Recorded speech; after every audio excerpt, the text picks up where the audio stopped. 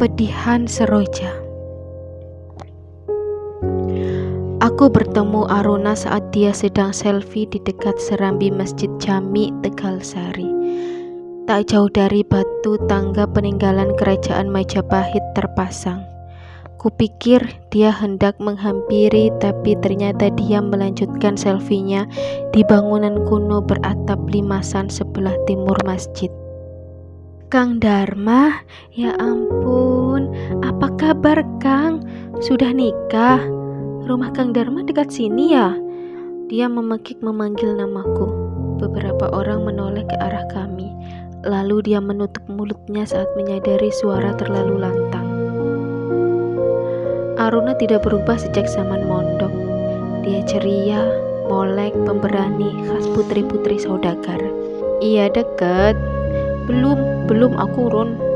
Dia terkekeh. Aku bertanya dengan siapa Aruna datang, apakah bersama rombongan Siara. Dia menggeleng. Aku nganter Alina Kang, dia masih di dalam. Sudah 2 jam lebih gak selesai. Nangis dia. Entah kenapa. Dia juga belum cerita kenapa sedih gitu. Kang Dharma Siara juga ya?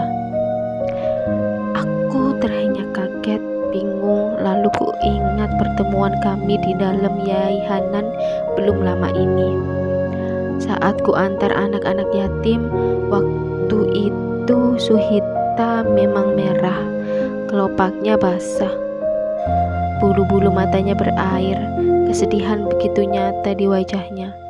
Ada apa sebenarnya dengan Alina Suhita? Gak kesasar tadi Run. Aku mengalihkan pembicaraan. Tidak dong, kan ada GPS. Hahaha. Dia tertawa lebar sambil melihat-lihat hasil selfie-nya. Sejujurnya, aku tidak menyangka Suhita bisa sampai makam ini. Barangkali saja ini berhubungan dengan buku yang pernah kuberi. Tapi bisa saja ini hanya sebuah kebetulan. Dulu zaman dia mondok, aku memang sering meminjaminya buku, sebab kulihat dia memiliki gairah yang besar pada pengetahuan. Alina Suhita menghafal Al-Quran dengan sangat lancar. Dia mempelajari kitab kuning secara serius. Ia menghabiskan waktunya untuk hafalan dan membaca buku-buku tafsir. Tapi diam-diam, kulihat wajahnya penuh beban. Jadi kupikir buku-buku bisa menghiburnya. Kami jarang bicara, tapi dia selalu menerima niat baikku memberinya bacaan. Kami tidak akrab.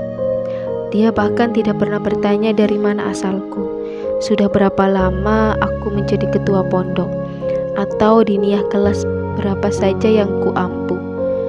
Dia memang berbeda dengan santri putri manapun. Ia pandai menjaga jarak.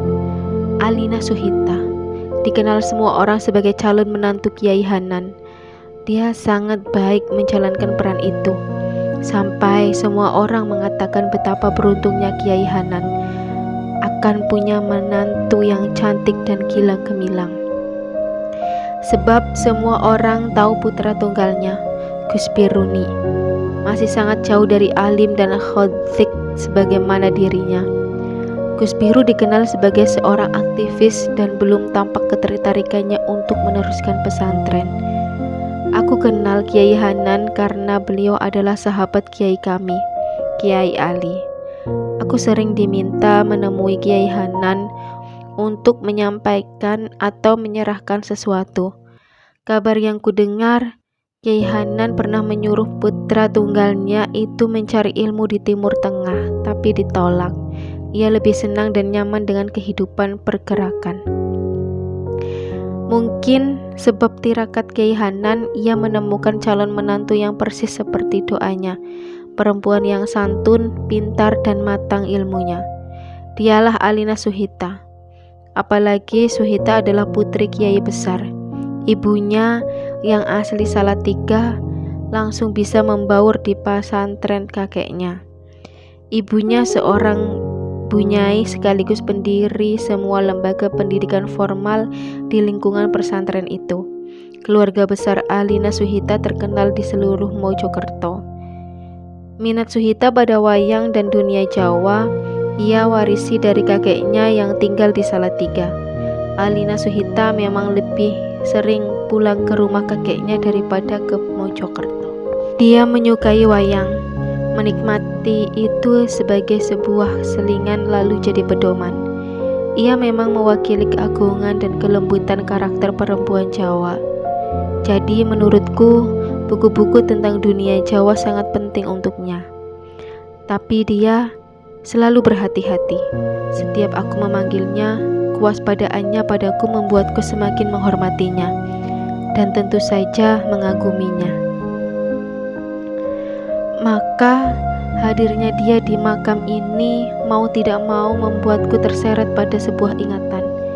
Aku pernah memberinya buku berjudul Babat Cariyos Lelampahipun Raden Ngabehi Ronggowarsito. Di suatu malam, 1 bulan sabit perahu. Dari kakeknya, ia sudah pernah mendengar kehebatan sosok dan karya pujangga Jawa ini. Lalu buku yang kuberikan kepadanya mengajarinya banyak hal, terutama bahwa Ronggowarsito dulunya seorang santri. Ia takjub pada cerita Bagus Burham, nama kecil Ronggowarsito ketika mondok dulu. Saat aku mengajarinya kitab kuning dan teman-temannya di ruang itu serius maknai. Kulihat bukuku di balik kitabnya. Ia begitu menikmati gairahnya dalam mempelajari sejarah. Ia menekuri lembar demi lembar kisah Bagus Burham, seperti mempelajari kisah moyangnya sendiri. Kakek di kemudian hari, kesabaran Ki Ageng Hasan Besari dalam mendidik Bagus Burham yang nyeleneh, menjadikan Bagus Burham tumbuh menjadi sosok bernama Ronggowarsito, yang dikenal seluruh dunia sebagai pujangga Jawa yang masyhur. Waktu itu saat di luar hujan deras dan aku belum bisa pulang ke Pondok Putra. Suhita yang sedang mengembalikan absen di kantor Madin sengaja duduk di kursi depanku. Dia mengucapkan terima kasih karena buku yang kuberi begitu berarti baginya. Kulihat matanya berbinar-binar, membuat kecantikannya semakin memancar. Seperti biasa, dia memang tidak banyak bicara, tapi di sebuah lembar kertas ulangan pelajaranku, dia menyatakan kekagumannya pada ketabahan dan karomah sang kiai dalam menghadapi Bagus Burham dan santri-santri lainnya. Ia mendamba sebuah pesantren seperti Gebang Tinatar di masa lalu, yang mampu mengislamkan masyarakat Ponorogo sampai lereng Gunung Lawu, mengajar dengan penuh kelembutan dan kebijaksanaan. Bulan-bulan setelahnya, aku meminjaminya buku terjemah Serat Hidayat Jati dan Serat Adi Nirmala, karya Ronggowarsito. Aku juga meminjaminya buku-buku terkait tasawuf Islam dan Jawa. Saat mengembalikan buku, dia bertanya padaku di mana letak makam gurunya Ronggowarsito di Gebang Tinatar. Ia ingin ziarah ke makam Ki Ageng Hasan Besari. Aku menjelaskan kalau makam itu berada tak jauh dari rumahku. Secara naluriah, aku ingin mengajaknya ke sana, tapi aku tahu mustahil. Jadi yang kukatakan adalah, kelak Gus Biru akan mengantarmu ke sana. Setelahnya, kalian berdua akan menikmati sate Ponorogo yang lezat dan tak tertandingi. Aku masih ingat senyumnya saat kalimat itu kulontarkan. Maka saat sore ini aku bertemu Aruna di luar makam, dan ia mengatakan bahwa Suhita sedang terisak di depan pusara sampai berjam-jam, sementara Gus Biru tak di sampingnya. Aku tahu ini adalah firasat tidak baik. Aku hendak menyusulnya ke makam, tapi Aruna menahanku. Dia ingin aku bercerita tentang makam ini. Dia heran dengan banyaknya orang berziarah. Ku bilang padanya, sore ini tidak terlalu ramai. Kalau dia datang di malam Jumat, dia tidak akan bisa leluasa bicara denganku karena ribuan manusia berdoa dan berjubel di sini. Aku menjelaskan kepada Aruna bahwa Ki Ageng Hasan Besari adalah paduan sejati Islam dan nasionalisme.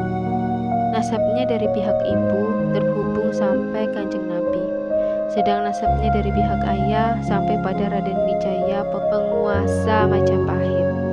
Aku ingin menemui Suhita di dalam dan merasai dukanya, tapi Aruna bertanya siapa saja murid Ki Ageng Hasan Besari. Lalu kusebutkan bahwa ribuan murid beliau tersebar dari cikal bakal pesantren di seluruh negeri. Aruna melongo saat kujelaskan bahwa Ki Ageng Hasan Besari adalah guru dari Pakubuwono II, penguasa Kasunanan Surakarta. Beliau juga guru dari HOS Cokro Aminoto, tokoh pergerakan nasional, dan Ki Ageng Ronggowarsito sang pujangga Jawa. Lalu seperti yang kuduga, Aruna ingat bahwa Suhita sangat mengagumi sosok itu. Bahkan Aruna bilang tadi secara khusus Suhita memintanya berhenti sebentar di depan pelang madrasah Aliyah Ronggowarsito, lalu mengamati nama itu lekat-lekat. Aruna juga ternyata ingat bahwa Suhita selalu mendekap buku pemberianku yang menjelaskan tentang perjalanan Ronggowarsito menuntut ilmu di sini. Kalimat Aruna yang terakhir ini membuat kekhawatiranku pada Suhita tak bisa kubendung lagi. Sudah ya Run, aku mau ziarah dulu. Sebentar Kang, kenapa Kang Dharma belum menikah? Kan gampang toh, tinggal minta lamar ke Abah Yai. Dia terkekeh. Belum ada yang cocok Run. Aku ngeloyor pergi masuk ke makam. Run, kalau saja kamu tahu sebelum kupastikan sahabatmu itu bahagia di kerajaannya yang baru, aku tidak mungkin bisa membangun sebuah hubungan dengan orang lain. Sudah lama di sini, Kang? Suhita bertanya sambil menutupi keterkejutannya. Belum, jawabku lirih. Tidak mungkin kuungkap pada Suhita jika aku memperhatikannya sejak tadi. Sudah lama sekali. Aku di belakangnya, melihat tubuhnya terisak merapal doa. Aku hancur melihatnya terisak-isak, tapi dia di depanku menampilkan sebuah ketegaran. Alina Suhita. Sejak awal aku mengenalnya, memang seperti kembang teratai. Dia mekar, tumbuh lurus di atas permukaan air, tapi tidak tenggelam. Ia tegak seperti teratai, meski kadang air itu berlumpur dan kotor. Ia tenang dalam keindahan, berdiri di atas daunnya yang besar seperti talam, mengapung di air. Ia tampil dalam keanggunan, tumbuh menawan, pesonanya tetap terjaga. Ia bukan kembang yang biasa dipetik. Ia adalah ketenangan yang berjarak. Ia menawan semua orang yang memandang, tapi ia pandai menciptakan batas. Dialah Alina Suhita, yang sore ini tampak tak berdaya, seperti teratai yang diamuk ganasnya cuaca. Matanya tahu aku memikirkannya, tapi dia tak pernah membiarkan kekhawatiran menyusup di antara kami. Ia seperti ratu, melindungi kerajaannya, melindungi kehormatannya. Ia memang Dewi Suhita. Dia tertunduk memikirkan sesuatu yang dalam. Ia menghindari tatapan mataku, bahkan untuk menengadah ke arahku pun ia tidak mau. Ya, aku tahu dia menyimpan sesuatu, dan itu bukan sesuatu yang manis. Ia takut aku bisa menemukan lukanya saat ku selami samudra matanya. Rumahku dekat sini, Lin. Monggo mampir. Atau kita makan dulu di depot Anugrah di area parkiran. Aku tak mungkin bertanya tentang air matanya, walaupun aku sangat ingin mengetahuinya. Dia menunduk. Boten, Aruna terburu-buru, Kang. Kami harus lekas sampai rumah. Padahal aku tadi sudah tanya Aruna dan dia mau. Dia sudah urus semuanya. Kau butuh makan, Suhita. Jangan biarkan tubuhmu tersiksa. Aku tak bisa mengatakan itu. Dia memalingkan muka, menarik napas panjang. Aku tak tahu dia sedang menahan perasaannya agar tak tumpah begitu saja di hadapanku. Suhita, apa yang membuatmu berlinang? Bukankah kau menggenggam inti dunia? Kemasyhuran, kehormatan, cinta kasih, juga kemuliaan. Suhita, aku tak sanggup melihat pipimu basah. Apa yang tumbuh dalam derayan itu? Siksa batin seperti apa yang kau rapal di malam-malammu? Aku duluan ya. Nggih, Kang Dharma. Dia mengangguk, bersandar di tembok yang lembab dan dingin. Dia butuh tempat bersandar, tapi aku tak bisa apa-apa. Dia menaruh kepalanya di pusara Kiai Ageng Hasan Besari, lalu menangis lagi. Aku tidak jadi pulang. Mengamatinya dari dalam masjid, kusandarkan punggungku di pilar kayu jati sambil menanya nomor Aruna kepada teman-teman alumni. Aku tahu kelak akan membutuhkannya. Dari kejauhan, aku melihatnya berjalan lunglai lalu menghambur ke pelukan Aruna. Sepertinya ia menceritakan sesuatu yang sangat penting. Dukanya bahkan membuat orang seperti Aruna menangis terseduh. Alina Suhita, aku sangat mengkhawatirkanmu. Tapi kau adalah seorang ratu, jauh dari jangkauanku.